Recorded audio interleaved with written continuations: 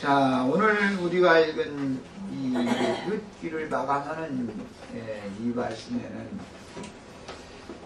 하나님의 경륜은 하나님의 구속에 관한 깊은 진리들이 감춰져 있습니다.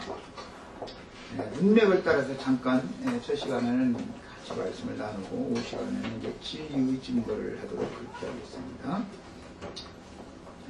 이에 보아스가 룻을 취하여, 여기 취하여라는 이 용어는 원래는 소유 삼는다라는 그런 개념이지만 원래는 이제 그 용을 감정적으로 이제 흥미시킨다, 이제 그런 뜻입니다. 날카롭게 한다, 뭐 예민하게 하다, 이제 그런 의미를 갖고 있는 그런 용어입니다. 제가 지금 한 얘기 잘 알아두시겠죠? 취하였다라는 말은 원문에서는 그 마음을 이제 부흥시킨다, 흥기시킨다, 그런 말이에요. 원문은 이제 그런 뜻이고, 그 다음에 아내를 삼고 그와 동침하였더니 할 때는 연합이라는 이제 개념이니까, 이것은 로마서 6장에 보면 예수를 믿음으로 영접하는 것은 생명의 연합을 하는 것을 상징하는 이제 표현들이니까, 그래서 성경에서는 그리스도를 신랑으로 믿는 성도들의 그 영혼은 여인의 태로 상징이 되셔서 늘 혼인으로 비유를 늘 하고 있고, 하나님의 말씀은 영원한 생명의 씨이기 때문에 모임에 모여서 이렇게 집회를 하는 것이 말하자면 동침하는 것이죠. 이게 상징입니다. 이것은 이제 육신적으로 그때 당시 역사적인 사건을 말하는 거니까, 베들레헴의 유력자인 보아스와 모압의 모압 여인이었던 이방 여인인 룻이 혼인을 하게 되어져서 생명의 연합을 맺는 그런 것을 이제 기록하고 있는데, 이런 것은 다 비유로서 영적으로는 믿는 성도들이 주님과 그 지휘자들이 한 자리에서 떡을 먹는다, 또는 뭐 혼인잔치를 했다, 뭐 이렇게 주님의 말씀을 듣는 모임을 갖는 것으로 이제 영적으로는 적용이 되는 겁니다. 자, 그 다음에 여호와께서 그로 인택케 하심으로 그가 아들을 낳은지라. 생명의 주인이 하나님이시니까 당연히 모임에 참석해서 말씀을 들어도 그 영혼 속에 생명의 씨가 잘 착상되어져서, 즉 잘 심어져서 예수 그리스도의 생명으로 잉태가 되는 문제는 오직 하나님의 절대적인 주권에 속한 문제다라는 걸 알 수가 있습니다. 사람이 혼인해서 생활을 해도 어떤 가정에는 몇 년이 지나도 아기가 안 생겨가지고 굉장히 애를 이제 먹고 고통받는 그런 가정들도 있죠. 이것은 모두 생명의 주인은 하나님이다라는 걸 외적으로도 보여주는 것이죠. 마찬가지로 교회 모임에 참석해서 전도를 받아서 와서 말씀을 들어도 도저히 깨달아지지 않는 사람이 있죠. 뭔 말인가? 이건 왜 영적인 말은 세상 사회, 이런 인간 사회 얘기가 아니기 때문에 육신에 속한 것을 표상으로 비유로 해서 그 영혼이 어떻게 그리스도의 영원한 생명으로 거듭나게 되는가, 이거에 초점을 맞추는 것이기 때문에 이해가 잘 안 될 수가 있죠. 그런데 어느 날인가는 이제 주님께서 그 사람의 귀를 열어서 들리게 하시고 마음으로 진중하게 듣고 그 심령에 이것이 탁 비추어서 깨달아지는 잉태되었다, 이렇게 말하죠. 어떤 말씀이 심령 속에서 빛으로 탁 깨부쳐지는 거, 이걸 이제 잉태되었다, 이렇게 말합니다. 그 다음에 잉태를 했으니까 당연히 이제 해산을 할 건데, 해산을 하게 되면 여자를 낳을 수도 있고 남자를 낳을 수도 있는데 그마저도 하나님의 주권이죠. 내가 아들을 낳고 싶다고 아들을 잉태할 수 있는 것이 아니고, 딸을 낳고 싶다고 해서 딸을 잉태할 수 있는 게 아니죠. 그마저도 하나님께서 그 사내아를 잉태시킬지 여자아이를 잉태시킬지는 하나님의 주권에 속한 문제입니다.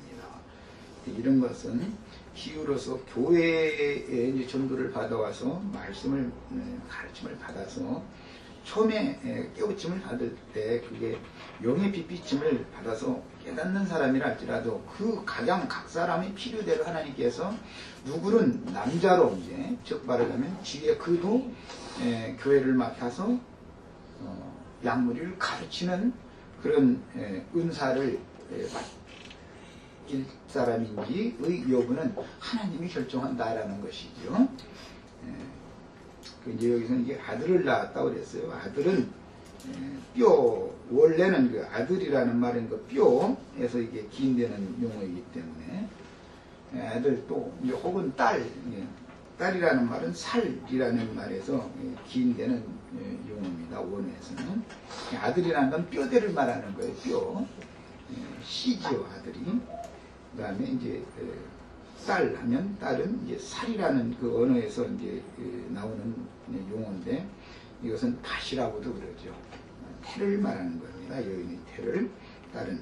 자, 그래서 이제 여기서는 아들을 낳았다라는 것은 하나님께서는 맨 먼저는 남자를 창조하시고 그 다음에 남자를 통해서 여자를 이제 지었죠. 이제 그런 창조의 순서가 같은 겁니다. 그러나 남자만 있어서 되는 것도 아니고 여자만 있어서 되는 것도 아니죠.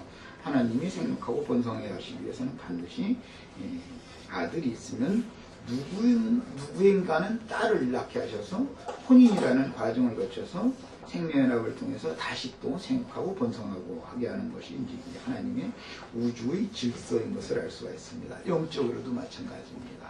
복음을 전하는 전도를 한 사명을 받은 그 은사가 있는 사람을 하나님이 중요하시지만 복음을 듣고 구원을 얻어야 되는 아담에 속한 사람들도 반드시 필요한 것이죠. 하나님의 사람들이 필요할 뿐 아니라 복음을 들어야 되는 사람의 딸들이 반드시 필요하다. 창세기 6장에서 보면 이제 그런 말씀이 나왔어요. 하나님의 아들들이 사람의 딸들을 보고 자기 마음에 좋아하는 자들로 모두 자기 아내를 삼았는데 잉태를 해서 해산했을 때 모두 네피림을 낳았다. 이렇게 됐어요. 그것은 뭐냐? 아들이 낳아졌을지라도 그 아들이 하는 일은 하나님의 아들 예수 그리스도께로 모든 영혼들을 전도를 해서 중매하는 일을 하라는 것이지 자기 아내를 삼으라는 것이 아니다라는 말이죠. 성경이 이제 하나님의 아들 창세기에서 나오는 그런 말은